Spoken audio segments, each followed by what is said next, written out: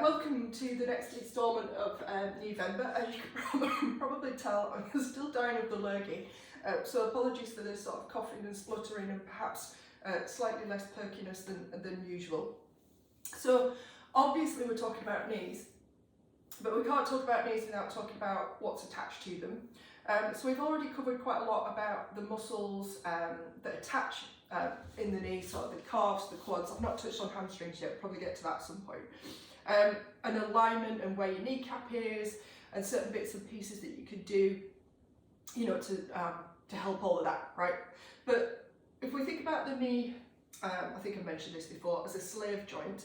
So the knee is a slave to the foot and ankle and the hip. In other words, what those two things do or don't do has a direct impact on how much work or how much stress or how much force the knee has to deal with. So if your foot and ankle are working well and doing their job properly, and your hip's doing its job properly, then the knee has to do less work and it can go about its business in a much more less stressful manner, let's put it that way. So we're going to talk about hips today. We're talking mainly about hip mobility. So there's a difference between flexibility and mobility. Flexibility is the ability of your muscles to lengthen, like an elastic band, right? So I can have muscles that are super bendy, but I can be lacking mobility around the joint. So flexibility is passive. In other words, it's you can use gravity or your hands, etc. So if I demonstrate sort of a passive stretch, you'll have seen this before for the hips. If I grab hold of my feet and pull them towards me and use my elbows to push my knees down towards the floor, that's an example of a passive stretch, and it's also an example of passive flexibility. So flexibility is passive. If I was to do that actively, in other words, without using my hands, try and get upright, try and press my knees down, now I'm working, and there's an element of using my own strength to create that same sensation of stretch. So this is my passive flexibility, the ability I can get my knees to about there. Active, which is my mobility, is you can kind of see my knees have crept up a little bit. So you want your flexibility and your mobility to be as close to each other as possible. So flexibility is passive, it's how bendy or stretchy your muscles are. Mobility is how much brings an element of strength to it. It's not passive, it's active. It's your ability to get into positions without using gravity or your hands or some kind of strap or somebody else pushing you into position. Right, so hip mobility then. And the best way to achieve it. So we all, you may be doing now, you might think that, you know, going to a Pilates session or a yoga session or something along those lines, once or twice a week, for a couple of hours a week. And you get down on the floor and you maybe do an exercise, you know, sat in the position that I'm in, or maybe you get into these kind of stretches and, you know, this kind of stuff, all around the hips, cross-legged, etc. So you go to these classes and you sit on a mat, you rent the mat for the hour, or you might take your own mat with you, but you rent the space for an hour, and somebody guides you through lots of floor-based postures or floor-based exercises, and you do them for the hour and you come away feeling awesome, hopefully. And then you go home and you sit on your sofa and your couches and all the rest of it. And then the next week you go and you rent another space on the floor and you do it all again. The easiest way to get your hips more mobile is to do what I'm doing now, which is sit on the floor. So you've got your own floor space at home. You don't need a mat particularly, unless if you've got a hard floor, you might need a mat or some kind of towel or whatever to kind of sit on. But essentially, can you come off your sofa for that 2 hours that you sit watching Netflix, or even an hour or half an hour or 10 minutes, whatever it is, get off your sofa, sit on the floor when it comes to the adverts. We don't really get adverts anymore, do we? Because we've all got these amazing tellies. But essentially what I'm saying is, while you're down on the floor, your hips have to move through lots of different positions because it's uncomfortable. You know, your sofas are amazing, comfy as, and you can sit there all night. But to be on the floor, usually for most of us, it's like, oh, God, it's uncomfortable. And your body will tell you that it's uncomfortable and it'll make you move. So as you can see, like I'm doing I'm just shifting my body around. So it's no good to be leaning against the sofa that you've just got off. So them's the rules, you can't lean. You've got to be supporting your own body weight, because it's your body weight that's going to improve the mobility of your hip joints, essentially. So a thing that I usually, when I'm working with people and I kind of go, they say, right, well, what's the best exercises for my hips then, or to improve the mobility of my hips? And I can certainly do that. I can give you a whole heap of exercises. But if you're only going to do them sort of 20 minutes a day, not even that, most people, you know, I might get 5 minutes out of them, or you're only going to do it once or twice a week for an hour in your Pilates or yoga class, what you're doing for the other 166 hours in the week. And if that's sitting at 90 and sitting on your sofa, then your hips are just going to seize up.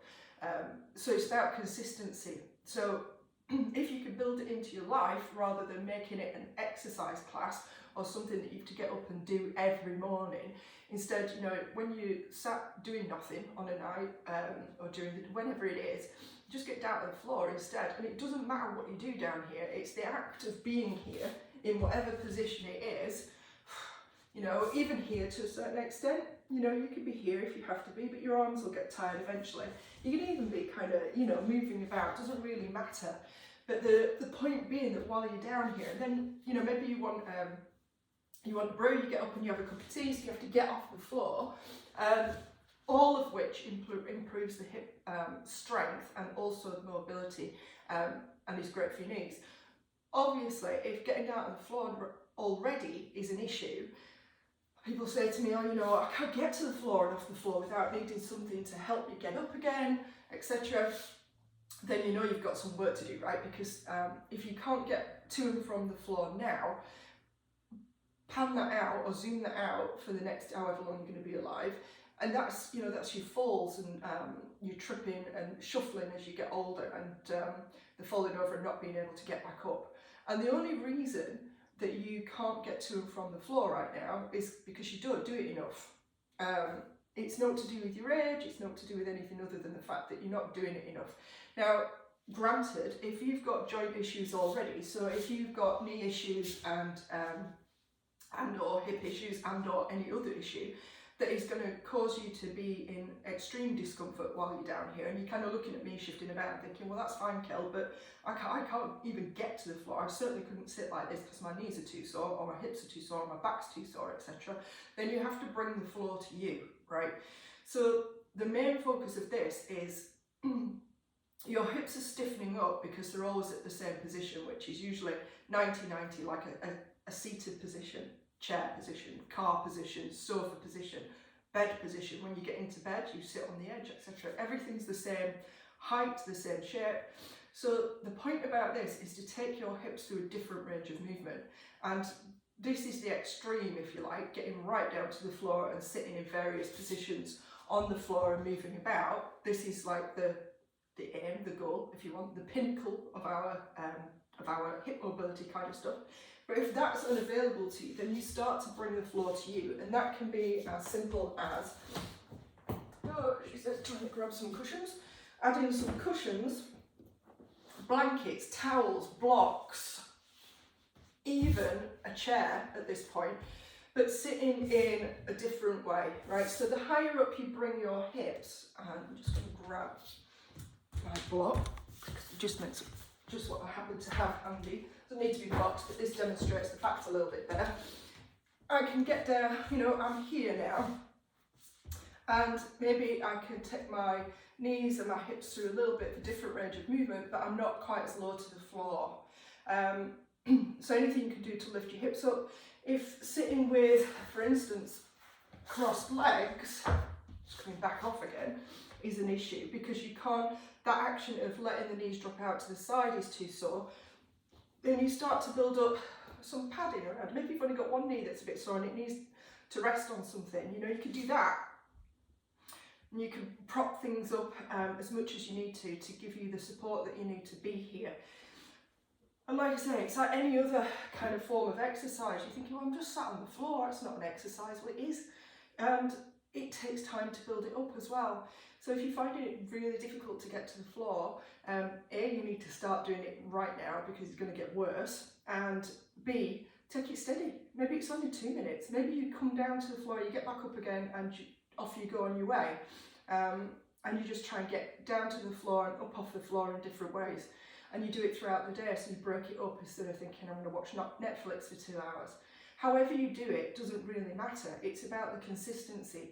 So it's a lot easier to sit on the floor in your own home, on a rug, a mat, the floor itself, watch the telly. It's a lot easier to do that than it is to get in your car, drive to a Pilates or a yoga studio, do the hour, come home, and then expect, you know, that hour to last you through the rest of the week, when the rest of the time you're putting your hips back in the same positions that they're always in and reinforcing the problems that you've already got. So I hope that kind of made sense. I hope it didn't sound too much like a lecture, because it's not meant to be. It's meant to kind of help you kind of see more widely about your own space, what you've got available to you, and how you can use that space a little bit more effectively to support your body and the changes that you need to make to it in order to look after whatever joints are the problem, whether that be knees, like I say, knees, hips, lower back, etc. Hip mobility doesn't just affect your knees, it also affects your lower back as well. Tend to find that everything kind of comes together. A lot of people with knee issues tend to have some kind of issue with the back in some degree or shape or form, and also potentially or with the tootsies, the feet, and how mobile they are and what they're up to. But there's only so much I can cover in a video like this, so we're going to stick with floor sitting for your hip mobility. And this never